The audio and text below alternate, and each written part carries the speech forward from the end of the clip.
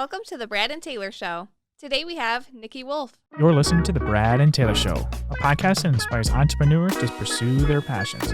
We're sitting down with some of the best to learn how they got started and some lessons they learned along the way.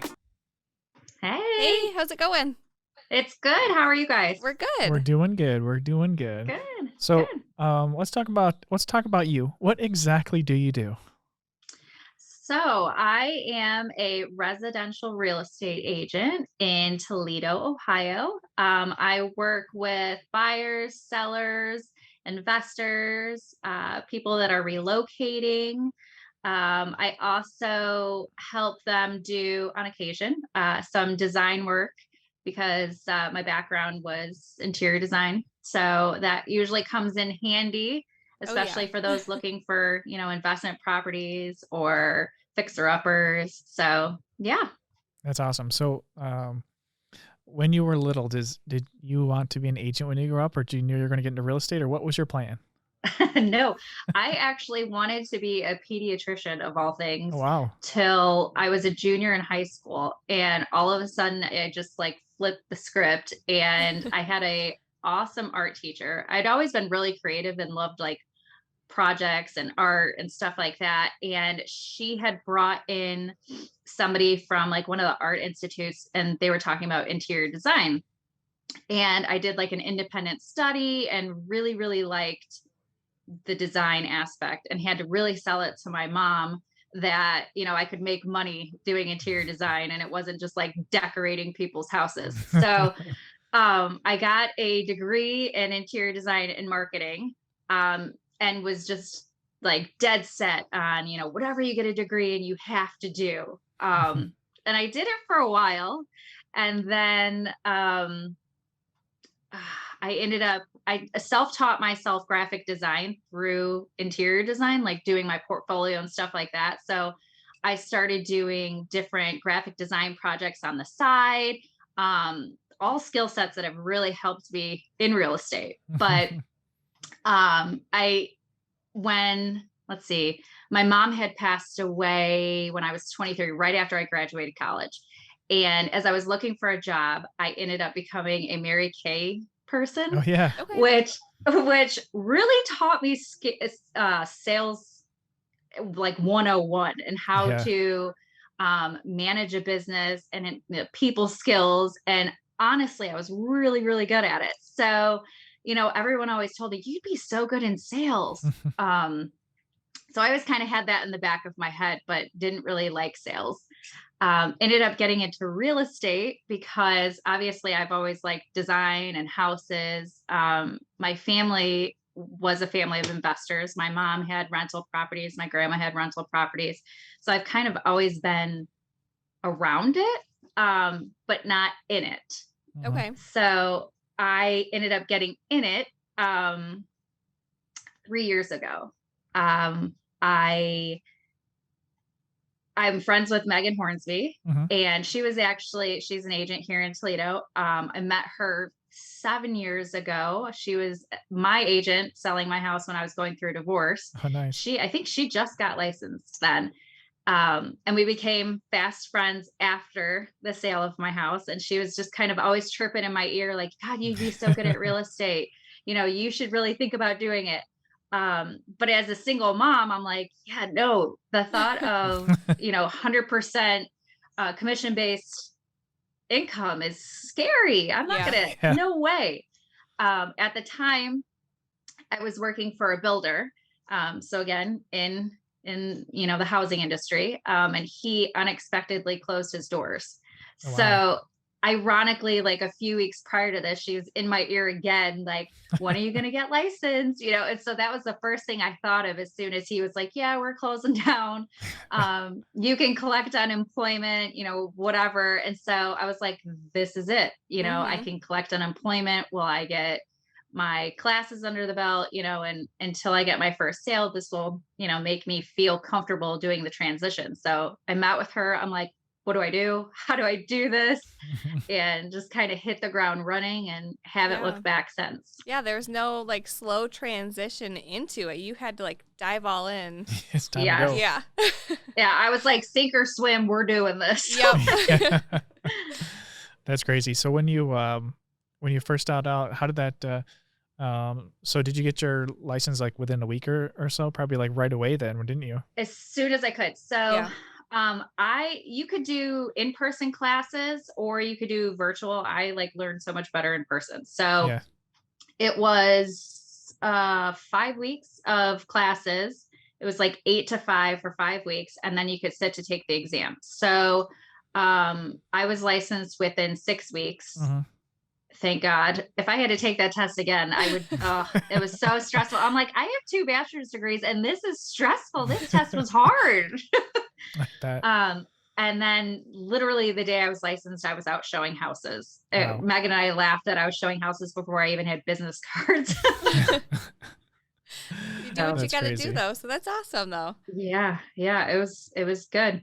Nice. So when you first started out, was there any advice that Megan or anybody else around you, any advice that anyone had given you that has kind of stuck with you throughout the years? Yes. So even though I was new, Mm-hmm. the key is to not let anyone know you're new. Right. Yes. Don't tell them, oh, I'm new. I don't know what I'm doing. Yeah. First transaction, Um, first day. I Hey. Yep. Like, how long have you been doing this? I would always say, well, I've been in the housing industry for, X amount of years. Yeah. And just kind of try to like Yeah, not word it differently. disclose. Yeah. Yeah. Not disclose that I was brand spanking new. Um, so some advice was become an expert in something. So what I was bringing to the table was like my design background. So I tried to like do videos and stuff related to how my design background can be helpful in the real estate market and kind of try to create a connection between, people out there and why they would want to hire me and not focus so much on the things that I was still learning in real estate. Yeah. Yeah. You're like, hey, it's first day. Yep. Still figuring this I all rem- out. I remember an agent, she was a very well-known agent in the area, and it was like one of my first 3 deals, and it was a FHA buyer, Uh-huh. and they weren't going to sell FHA, and I ended up talking her into it, letting them know that, hey, my sellers or my buyers really really want this specific area and this house. They're willing to do any FHA repairs that need to be done before they even own the house, so Yeah. no money out of the seller's pocket.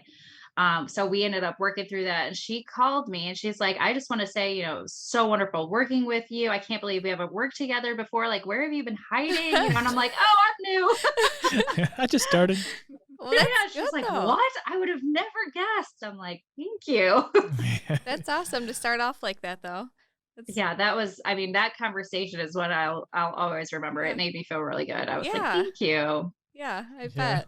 So kind of flipping this around a little bit, what's the worst property you've been to?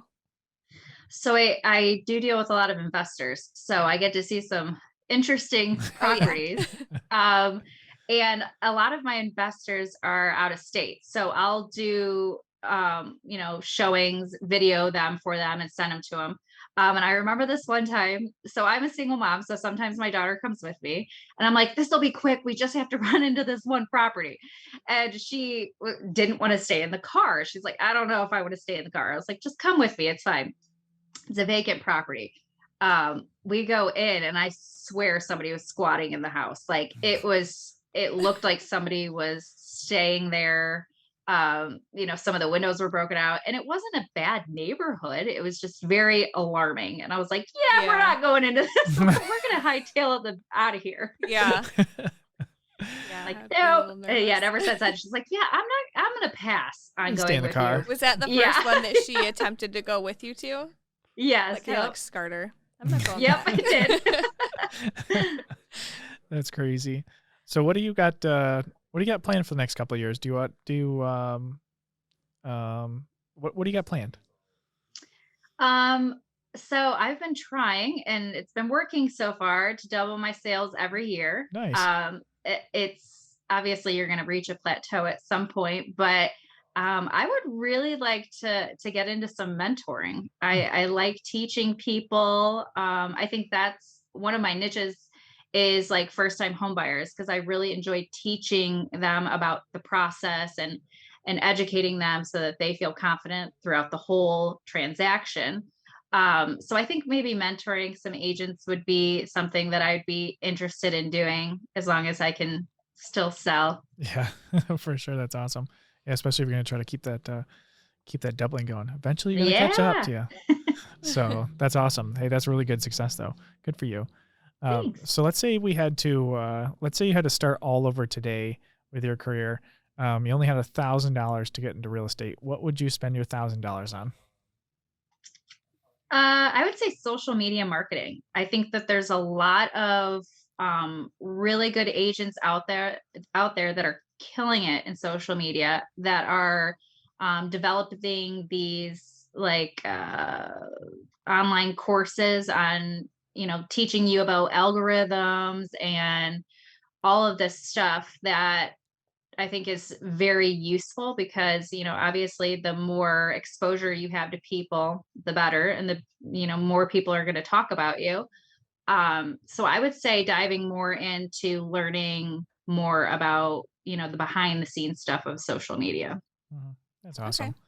I like Nice. it. What is it? Go ahead, Taylor. I was just gonna say, so you are in the car a lot probably because you're driving from home to home. Is there any Yes. audiobook or book that you read, business book that you would recommend to anybody new starting out? So when I'm in the car, I listen to to 90s music. Okay. Because when I read, like, I don't, music is just something you can zone out to. Yeah. Audiobooks, I like tend to focus on them, but I have been getting more into reading lately, which has been nice. I'm trying to, like, when I have some downtime, not be on my phone, Mm-hmm. which is hard.